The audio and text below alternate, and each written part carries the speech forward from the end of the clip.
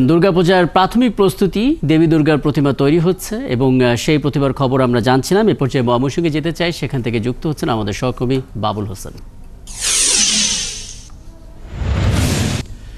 বাবুল, এই তথ্যটা জানা গেল কিনা এবার ময়মনসিংহে কতটি পূজা মণ্ডপ তৈরি হতে পারে সেই সিদ্ধান্তটা এসেছে কিনা, পাশাপাশি জানিয়ে দেবেন দেবী দুর্গা তৈরি করতে গিয়ে প্রতিমা শিল্পীরা আসলে কি বলছেন, এই অঞ্চলের প্রতিমার চাহিদাই বা কেমন?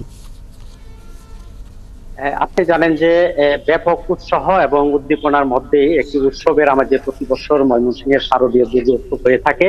এবারও সেই প্রস্তুতি চলছে, কিন্তু শিল্পীরা যেমন তাদের নানান সংকটের কথা বলছেন এবং যারা পূজা উদযাপন কমিটিতে যারা রয়েছেন নেতৃবৃন্দ, তারাও কিন্তু এক ধরনের শঙ্কার কথা কিন্তু তারা বলছেন যে সুস্থ পরিবেশে আসলে কতটা তারা নির্বিঘ্ন শান্তিপূর্ণভাবে উৎসবটি করতে পারবেন সেটি নিয়ে তারা শঙ্কার কথা বলছেন। এবং আমরা দেখছি যে শেষ মুহূর্তে যদিও এখনো 15-16 দিনের মতো বাকি রয়েছে, তারপরেও যারা কারিগর তারা ব্যস্ত সময় পার করছেন। আমরা একজন প্রতিমা শিল্পীর সঙ্গে একটু কথা বলতে চাই, একটু বলবেন যে এই মুহূর্তে আপনারা কি কি কাজ বাকি রয়েছে? এখন আমাদের কাজ বাকি রয়েছে ফিনিশিংয়ের লাস্টের কাজ বাকি আছে। রঙের আগে রং করার কাজের পর্যায়ে যাবো, আমরা ফিনিশিংয়ের পর্যায়ে আছি। ধন্যবাদ। আপনি শুনছিলেন। আমরা একটু জানতে চাই যে ময়মনসিংহ জেলা পূজা উদযাপন পরিষদের যুগ্ম সম্পাদক শঙ্কর শাহ, একটু বলবেন যে গেলবার কতটি মণ্ডপে পূজার আয়োজন হয়েছিল, এবার এই সংখ্যাটি কত? গত বছর ময়মনসিংহ জেলা ও মহানগরে 845টি পূজা মণ্ডপে শারদীয় দুর্গা পুজো অনুষ্ঠিত হয়েছিল। এবারও আমরা 810টি পূজা মণ্ডপে শারদীয় দুর্গা পুজো অনুষ্ঠানের প্রস্তুতি নিয়েছি।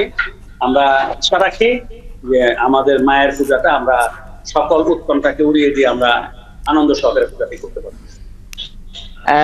ধন্যবাদ। আপনি শুনছিলেন যে আসলে যদিও উদ্বেগ উৎকণ্ঠা রয়েছে পরিস্থিতির কারণে, তারপরেও যারা নেতৃবৃন্দ রয়েছেন, কারিগর রয়েছেন, ভক্তবৃন্দ রয়েছেন, তারা আশা করছেন যে উৎসব মুখর পরিবেশেই তারা সেই পূজা উদযাপন করবেন।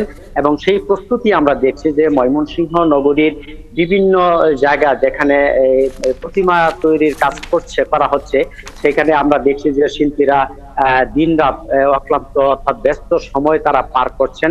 এরই মধ্যে তারা যেটি খড়কুটা এবং যেটি বাঁশের কাজ, মাটির কাজ, সেটি তারা সম্পন্ন করেছেন। এবং এরপরে 4-5 দিন পর থেকে মূলত তারা রঙের কাজটি ধরবেন এমন কথা তারা জানিয়েছেন। এবং এরকম প্রস্তুতি আমরা দেখছি যে নগরীর যতগুলা প্রতিমা তৈরি হচ্ছে, যতগুলা প্রায় সব জায়গায় আসলে এটা এই উৎসব উদ্দীপনটা আসলে দেখা যাচ্ছে, প্রস্তুতি আসলে দেখা যাচ্ছে। নিশ্চয়ই পরবর্তীতে আবারও কথা হবে। বাবুল হোসেন ময়মনসিংহ থেকে আমাদের সঙ্গে যুক্ত হয়েছিলেন।